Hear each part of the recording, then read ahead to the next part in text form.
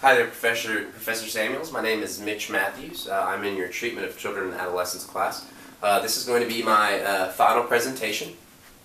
So to start, a little background about my assignment and what I'm going to be presenting.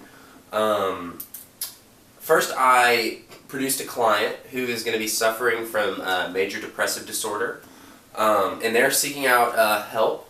So I'm going to assume the role of a clinician and listen to what they have to say, get to know them a little bit, and run a psychological assessment on them. And from the things that I gather, I'm going to make some suggestions about what I think they should do in their life to possibly improve their situation as a whole and, just benefit. So to start, I'd like to read a little bit about my client. So the client, her name is Alexandria. We'll just call her Alex. Alex is a 17-year-old female who lives in Austin, Texas. Alexandria lives with her mother and her two younger brothers in their middle-class home in South Austin. Alex is a full-time student as well as an employee of a small snow-cone business on the weekends. Alexandria has already been previously diagnosed as having MDD, or major depressive disorder. She's been using antidepressants for about 1.5 years now. There's been a lack of improvement and increased problems in the home and school. Alexandria hates the medication that she's on because it makes her increasingly unsocial and moody. Her parents have sent her to get have sent her to meet a new clinician to see if there's any different options that could help her daughter. Alex has a depressed attitude and mood for almost 1 year, and her parents are really starting to worry about her. Alex has been having issues sleeping for about 6 months. She states that she gets anywhere for 3 to 4 hours of sleep at night and sometimes doesn't sleep at all. She states that she always feels down and doesn't really like to go outside. Alex used to be a star on her high school softball team. However, she was kicked off the team because she was unable to make some practices and eventually stopped wanting to compete. She's saying when she is home, when she's home, she's tired and doesn't feel like doing much. Her diet is not nutritious, and she states that she eats fast food at least twice a day, and her parents are too busy to cook because they're working, and she must pick up food for her and her brothers. She states that she knows how to cook and she knows what foods are good, but she just doesn't have the time. So a little bit about Alex's routine to kind of give us some background and some knowledge. Alex's routine consists of her waking up in the morning and getting ready for school. She has help from her brothers to get ready and prepare lunches, but by this time her parents are already at work, and she must make sure that her brothers and herself catch the bus. When she gets to school, she's always anxiously waiting to get out of class. She's having trouble at school and getting in fights and being moody. When she gets out of school, she grabs her brother and some food and comes home. And by the time she's done with her homework and getting her brothers ready for bed, she's too tired to do anything for herself. Her brothers are not an easy task. One of them is autistic. This puts a lot of extra weight on Alex, and sometimes she doesn't know how to handle it.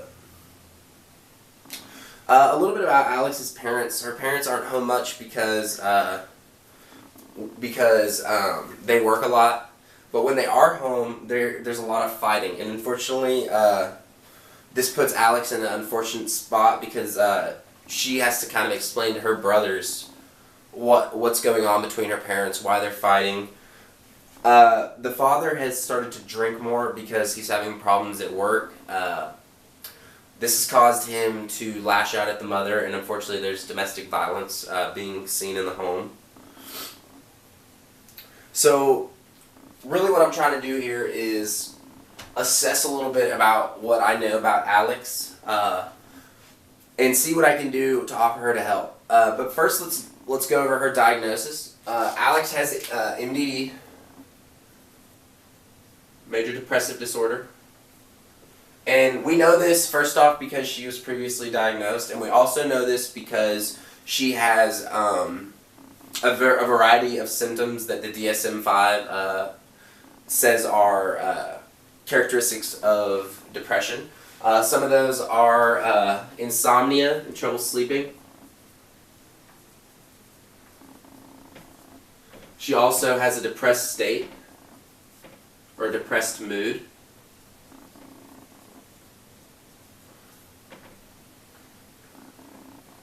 Those are kind of the two biggest ones that we're seeing.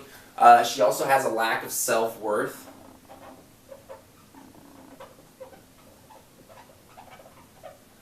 And so those are her three biggest symptoms, and also because she's previously diagnosed, we know that she already has MDD. So it says that she has been taking antidepressants, so anti-D, for about a year. So she's been taking antidepressants for about a year, and that hasn't been working. It's been making her upset, moody, and it's also giving her some issues with her menstruation and her normal female productivity at that age. So she's really looking to do something different. And based on the knowledge and what I know and what I've seen in this case, I have about 4 or 5 things that I would really like to implement in Alex's life to see if she and to see if they could benefit her. So let's go over that a little bit.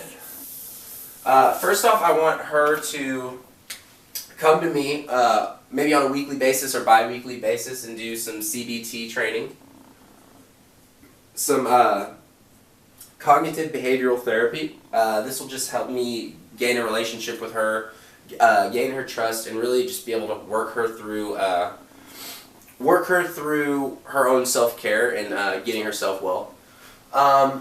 So some of the big issues that I've seen kind of in her case that I think that we could target are her diet,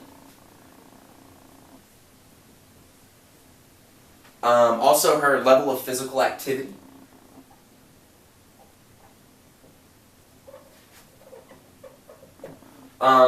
another big one is her sleeping patterns, so her sleep. And then also, I think there's a lot of issues in the home that are adding to her depressive state and to also just creating general discomfort and giving her more stress. So I'm just going to put family health. So family health. So these are her 4 main issues here: diet, physical activity, sleep, and family health. So for each one of these issues, I wanted to try and make a small intervention that she can do and possibly see improvements in these areas. So first, for diet, she eats fast food about 2 times a week. So what I'd like her to do is, since she knows how to cook, is to really carve out some time to where she feels like she can go to a produce store and get something more healthy, something that she can prepare. And I don't want to say that she can't eat fast food at all, but I do want her to try and wean off the fast food and that really high overproduced stuff that's really high in fats and sodiums and stuff like that. So we're going to try and do fast food twice a week.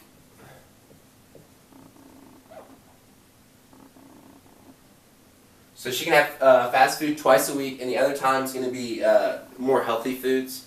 And I think this will really have a benefit on her overall energy. I think that she'll be less fatigued. She'll have, and this will possibly affect her sleep, which we'll get onto later.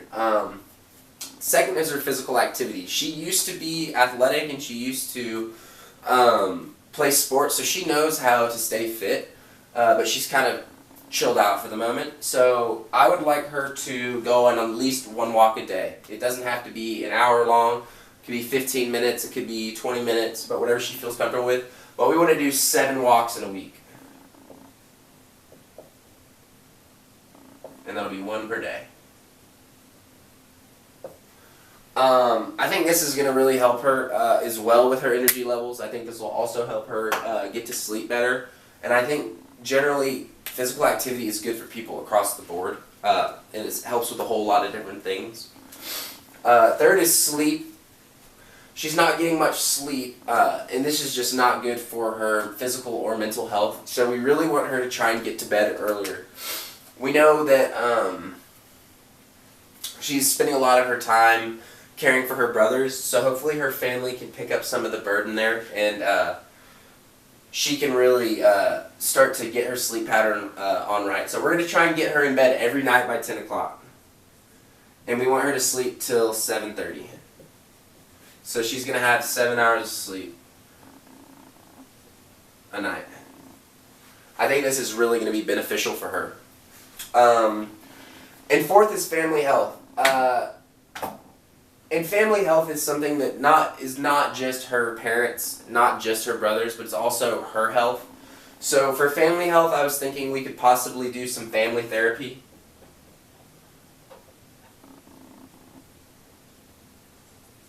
I think family therapy would be really good for Alex and her family to come in. I can be a middleman and kind of help gauge some of the issues and provide knowledge to the parents about how their daughter's really struggling and ways and things that they can do to help their daughter be more comfortable and to help overcome her MDD. So family therapy to treat family health, and then also a side note to go along with this. Alex isn't having a lot of time to be herself. She's not.